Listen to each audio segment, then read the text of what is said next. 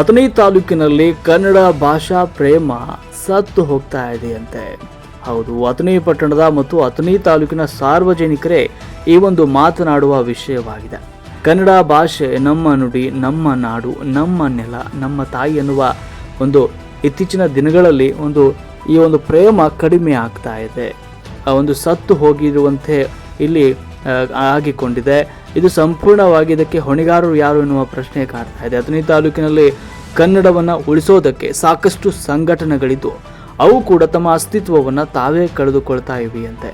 ಇತ್ತೀಚಿನ ಸಮಯದಲ್ಲಿ ವಿಶೇಷವಾದ ಸ್ಟೋರಿಯನ್ನು ನಾವು ಕೇಳಿಕೊಳ್ತಾ ಇದ್ದೀವಿ ಅಲ್ವಾ. ಅಂಬೇಡ್ಕರ್ ಸರ್ಕಲ್, ಬಸವೇಶ್ವರ ಸರ್ಕಲ್ ಅಲ್ಲಿ ಭಾವಚಿತ್ರಗಳ ಮೇಲೆ ಇಂಗ್ಲೀಷ್ನಲ್ಲಿ ಪದಗಳ ಬಳಕೆ ಮಾಡ್ತಾ ಇದೆ.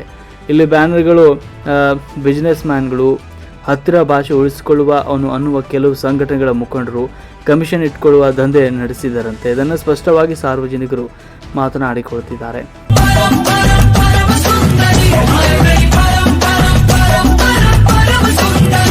ಇನ್ನು ಅನುಮಾನ ಕೂಡ ಇಲ್ಲಿ ನಿರ್ಮಾಣ ಆಗಿದೆ. ಇದು ಎಷ್ಟರ ಮಟ್ಟಿಗೆ ಬರುವ ದಿನಮಾನಗಳಲ್ಲಿ ಕಾದು ನೋಡಬೇಕಾಗಿದೆ. ಅವರು ಹೇಳಿದ ಮಾತು ಕೂಡ ನಮಗೆ ಕೂಡ ಎಲ್ಲೆಲ್ಲೂ ಸ್ವಲ್ಪ ಮೂಡಿದಂತೆ ಆಗ್ತಾ ಇದೆ. ಕಾರಣ ಎಷ್ಟೋ ಬಾರಿ ನಮ್ಮ ದೂರವಾಣಿ ಮೂಲಕ ಈ ಭಾಷೆಗಾಗಿ, ಇದು ನಮ್ಮ ಕನ್ನಡ, ಇದು ನಮ್ಮ ಭಾಷೆ, ಇದನ್ನು ಉಳಿಸ್ಕೊಳ್ಬೇಕು ಅನ್ನೋ ವಿಷಯಗಳನ್ನು ಜನಜಾಗೃತಿಗಳನ್ನು ಮೂಡಿಸಬೇಕಾಗಿರುವ ಸಂಘಟನೆಗಳು ಸುಮ್ಮನೆ ಕೂತಿವೆ. ಯಾಕಂದರೆ ಅಥಣಿ ಪಟ್ಟಣದಲ್ಲಿ ಎಲ್ಲ ರಸ್ತೆಗಳಲ್ಲಿರುವಂಥ ಬ್ಯಾನರ್ಗಳಲ್ಲಿ ಕನ್ನಡ ಪದಗಳು ಮಾಯವಾಗಿ ಇಂಗ್ಲೀಷ್ನ ಪದ ಅಲ್ಲಿ ರಾರಾಜಿಸ್ತಾ ಇವೆ. ಈ ವಿಷಯಗಳನ್ನು ಸಂಬಂಧಪಟ್ಟ ಸಂಘಟನೆಗಳು, ಕನ್ನಡ ಪರ ಸಂಘಟನೆಗಳು ಮೌನ ವಹಿಸ್ತಾ ಇವೆ. ಜೊತೆಗೆ ಸಂಬಂಧಪಟ್ಟ ಅಧಿಕಾರಿಗಳು ನೌಕೆಯರ್ ಕೂತಿದ್ದ ನೋಡಿದರೆ ಯಾವ ವಾರದ ಹಿಂದೆ ನಡೆದುಕೊಂಡಿದೆ ಅಂತ ಜನರ ಮಾತು ಎಲ್ಲರೂ ಕೂಡ ಸತ್ಯ ಅನ್ನುವಂತೆ ಆಗಿದೆ.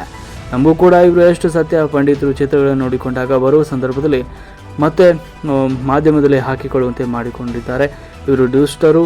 ಇದನ್ನು ನೋಡಿಕೊಂಡು ಒಂದು ಸಮಾಧಾನ ಮಾಡಿಕೊಂಡರು. ಸತ್ಯ ಹರಿಶ್ಚಂದ್ರ ಸಾರ್ವಜನಿಕರು ಮಾತನಾಡಿಕೊಂಡಿದ್ದಾರೆ.